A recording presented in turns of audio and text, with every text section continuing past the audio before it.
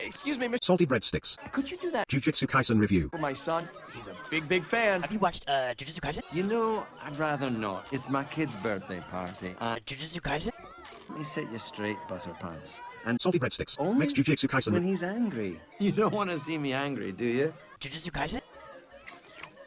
Hey, I believe you promised my son a Jujutsu Kaisen. Jujutsu Kaisen? Booster pack. I don't like it. Hey, everybody! Salty breadsticks. Gonna do his famous Jujutsu Kaisen review. Not now, donkey. What's going on? Salty breadsticks. hands away. Jujutsu Kaisen? Jujutsu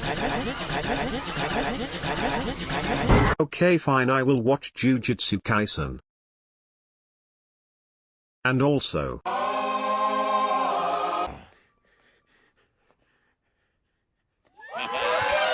Okay, so obviously this had to happen at some point. Much like the second coming of Jesus and watching hentai, the overall hype just made it impossible for me to ignore Jujutsu Kaisen. Now, I'm not gonna lie, when I see huge hype over a seasonal anime, I get a little skeptical as to how much I think I will enjoy the show. But in this case, I legit thought it looked kinda cool. So I said I would watch the show eventually.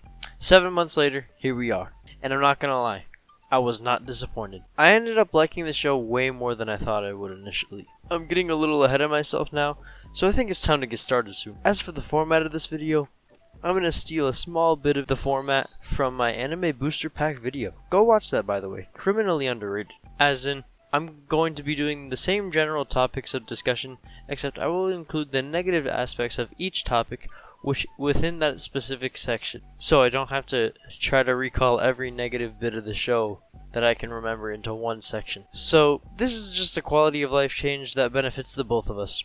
Probably. We'll see when the video comes out. Anyway, let's get straight into this comprehensive review of Jujutsu Kaisen Season 1. I'm not gonna lie, I thought that the show was just gonna be like Naruto, mostly because of the whole jutsu thing. But anyway, yeah, I'm retarded. Yeah, I get it. But I can firmly say that as a non-Naruto viewer, that the show is probably nothing like Naruto. In fact, I think it's kind of similar to Yu Yu Hakusho in some ways. But they're just similarities, as I feel that the story is actually kind of unique in some ways, with some awesome possible ways that I can see it branching out into the future. The whole thing with Yuji being cursed by Sukuna is honestly really cool, and served as an explanation as to why the main villain looks exactly like the main character. I thought it was just laziness on the creator's part, but I guess I was wrong. I judged it way too soon. Anyway, I really like how the whole plot of the show revolves around Sukuna's fingers and possibly feeding them all to Yuji.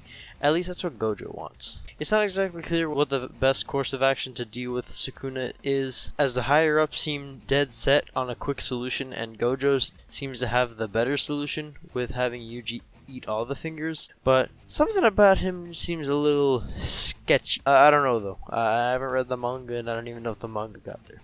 One of my favorite aspects of the story is that Yuji is pretty much fated to die by the end of the story. So it'll be interesting to see if this will end up happening, or some strange anime BS twist will be pulled out. Hopefully without a lot of the BS. Some complaints I do have that involve the overarching plot, at least somewhat, are a lack of explanation for Yuji's god tier genetics. Like, this guy is Usain Bolt, Mike Tyson, Bruce Lee, Michael Phelps, and Theodore Roosevelt, plus etc., all thrown into one. And there's no explanation yet. Now I'm gonna give the show the benefit of the doubt and just assume that they will explain it later, somewhere down the line. But for now, this is a complaint. Going off this benefit of the doubt theme, I hope we see some stuff about Yuji's past, because he is not an ordinary person, and I just want to know some of the other things about him that we haven't learned yet. Some of the examples being his relationship with his grandpa, as I feel it should have been already fleshed out a little, and the general absence of his parents during his childhood. There is also a bunch of generic shonen tropes like the dying wish of Yuji's grandpa being part of the general motivation of him becoming a jujutsu sorcerer, but I don't really have a huge issue with all of this, as I feel like the story has done a ton of unique things to make me not care about this trope. Quick disclaimer, I don't hate shonen tropes, I just don't like them when they encompass the whole story and have almost nothing unique to give. Alright, I think that's enough for a story. Time to move on to... The main cast of characters given to us in the show is really enjoyable for the most part, and all offer something interesting to the story. Yuji is the main character of the story, and I really can't complain. He may look like a dripped out perm boy high schooler, but he's a bit more than that. He's one of those really charismatic main characters that gets along with just about everyone and has a deep appreciation for all those he meets. He is also surprisingly underpowered for a large majority of the show, as it's not really until a little bit towards the end that we see some of his potential start to come out. I really don't have any complaints about this character, besides being a little generic, but yeah. Megumi was kinda lame in terms of characters for a lot of the show. Like, if I could describe him, it's essentially as if he's trying to be a stoic character, but he just fails in his attempt because he's just got a boring personality. The show even knows this and dedicates half an episode to Megumi getting whooped because he has a boring taste in women. I will say though, that towards the end of the show, and even when he's confronted by Sukuna towards the beginning, he does gain more intrigue to his character. I will say that. So going forward, I hope that I can learn more to appreciate this character as the series goes on. Also, his spirit Pokemon are pretty cool. Not gonna lie. Nobara is also pretty dope. We just don't know much about her quite yet, except for that childhood friend she had, but I'm sure we will learn more as time goes on. No complaints about her really. She's got some funny moments and has an overall dope personality. The other members of the school are also pretty cool. Nothing to really complain about.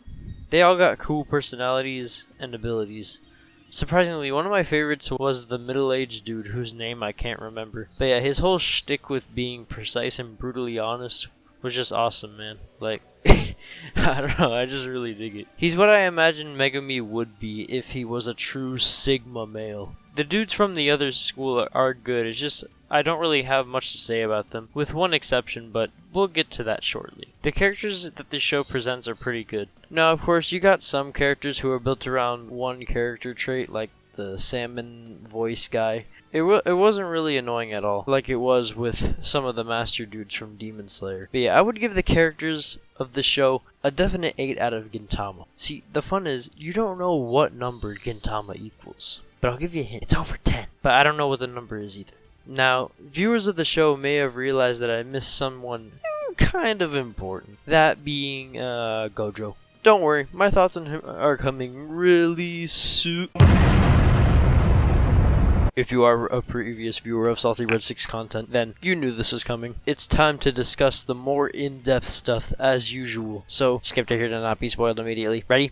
Okay! Dude, that was crazy when, Yuji died. I was like, no way, he can't die this early. He's coming back. Like, come on, if you didn't think he wasn't actually dead, well, this is probably your first anime. I thought Yuji's small death was a nice little subversion of expectations and showed a nice look into more about Sukuna's character.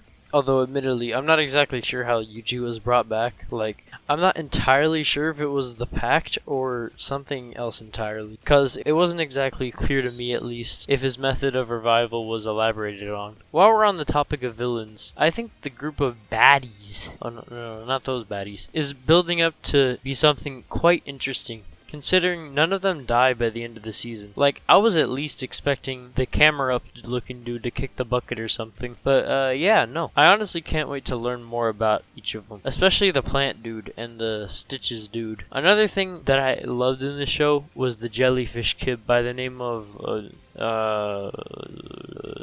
Junpei. He was a tragic character that I thought was going to be a long-term character that would constantly be in the middle of this sort of tug-of-war match between the Jujutsu sorcerers and the cursed spirits, due to how much of them showed significant influence on him as a character. But no, he was killed off a lot earlier than I thought he would. I thought they were even going to Anime BS revive him somehow. But no, Sukuna actually just outright rejected Anime BS revive. While I do think that Junpei had a really good character arc, I kinda wish he could have lived on in some form, as it almost felt like he was meant to do a lot more. But again, I really did enjoy seeing this kid go from bullied to corrupted to touched. His arc is one that I'm sure a lot of people can relate to, and I appreciate it for that. I also really enjoyed Toto and Yuji's dynamic, and how Toto is just kind of off living in his own world. Him and Yuji really do develop an almost brotherly relationship, and it's really fun and satisfying to see in the battlefield during the Tree Dude fight. They develop this relationship in a very unrealistically quick way, but that's forgiven, as they are truly just dudes being bros. Now, let's talk about the talk of the town. The squid dude. Like, what is up with this dude? Like, is he a beach ball? Is he squid? No, I'm just kidding. We're talking about Gojo. I love Gojo. He's such a wacky and fun character to view on screen. He plays into the show's humor quite a bit, which can be a hit or miss sometimes because of how out of place it can be at times. But he just brings so much life to the scene, it's hard not to enjoy it. Now, let's talk about the not safe for newbies part of Gojo. And by that, I mean his large, gigantic domain expansion. This dude is obviously extremely OP, with freaking GER level abilities that shows enemies the secrets of quantum field theory. So it obviously begs the question, how did he get so overpowered despite being pretty young? What are his motives? And perhaps the most pressing question, will he end up being an opposing force? He seems to have his own reasons, separate from the other Jujutsu sorcerers, for doing the things that he does, like feeding Sukuna's fingers to Yuji, which he also has said that he's considering killing the higher-ups of the Jujutsu Council so he can do what he sees as right without interference. So it just makes me wonder why he does what he does, and it makes me question him as a supposed ally. Whatever he ends up being, I still love him as a character and can't wait to see how he unfolds in the future. Also, man, those eyes are stunning! Reminds me of Kurapika's eyes in a way, except they're red. And Kurapika's definitely a female. I don't know, man, it's just those blue eyes, how they shimmer. So please note that I'm not gay. Let me say, Jujutsu Kaisen is definitely bandwagoned for a good reason. I thought it was just going to be one of those overhyped seasonal anime that are really just My Hero Academia in terms of how good they are, but this one was actually good, and it has some great possible setup in the future. It has some fun characters that aren't annoying, a pretty unique story, and some great fights. I rarely ever talk about animation because I really don't care about it that much in the grand scheme of things when it comes to most anime, but the animation here is actually beautiful. And it makes me excited to see what Mappa will end up pumping out in the future. I'm gonna mention OPs real fast. The first one is like...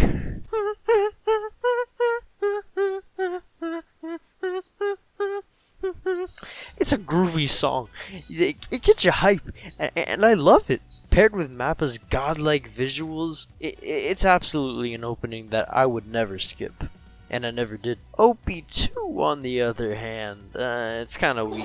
The visuals are great, once again, but they're not as godlike as the first one, and the song is just It never really changes tone from its kind of mellow feel, and it's just, it doesn't get me hyped, that's it. I would for sure skip that OP at least 2/3 of the time, after feeling it out for a bit.